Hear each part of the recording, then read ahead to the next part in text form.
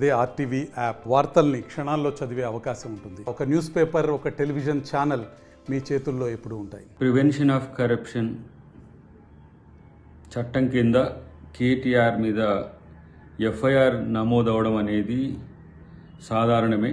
ఎందుకంటే గత కొన్ని రోజులుగా ఏసీబీ ఈ అంశాల పట్ల సమగ్రమైన విచారణ చేపట్టడం ఒకటి, ఫార్ములా ఈ రేస్ కార్ల విషయంలో తాను తీసుకున్న నిర్ణయాలు ఏకపక్షంగా ఉండడమే కాకుండా క్యాబినెట్ అప్రూవల్ లేకుండానే నేరుగా నిధుల వినియోగం జరిగిందనేది అభియోగం ఉంది. దాని విషయంలో చట్టం తన పని తను చేసుకుపోతున్న క్రమం.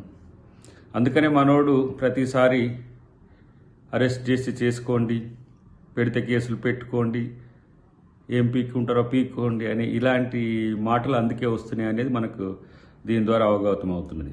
అంటే కాంగ్రెస్ ప్రభుత్వం ఆధారాలు లేకుండా స్పష్టమైన విచారణ మీద నమ్మకంతోనే ఎలాంటి చర్యలకైనా పూనుకుంటుంది. ఈ విషయాన్ని బీఆర్ఎస్ కానీ ఇతర ఎవరైనా కూడా ఆలోచించాల్సిన అవసరం ఉంది. ఊరికే బట్టగాల్సి మీదేసుడే, ఆధారాలు లేకుండా అరెస్ట్ చేసుడే అనేది కాంగ్రెస్ ప్రభుత్వం చేయదు. కాబట్టి కేటీఆర్ ఇష్టానుసారంగా ప్రజల నిధులను ప్రభుత్వం రూపంలో దుర్వినియోగం చేయడం అన్నది వాస్తవం. ఈ కేసు పూర్తి వివరాలు వచ్చిన తర్వాత అసెంబ్లీలో చర్చన, లేదంటే పబ్లిక్గా ఏ విధంగా వాళ్ళు డిఫెండ్ చేసుకుంటారనే అంశాన్ని పక్కన పెడితే ఈరోజు అవినీతి జరిగిందన్నమాట వాస్తవం.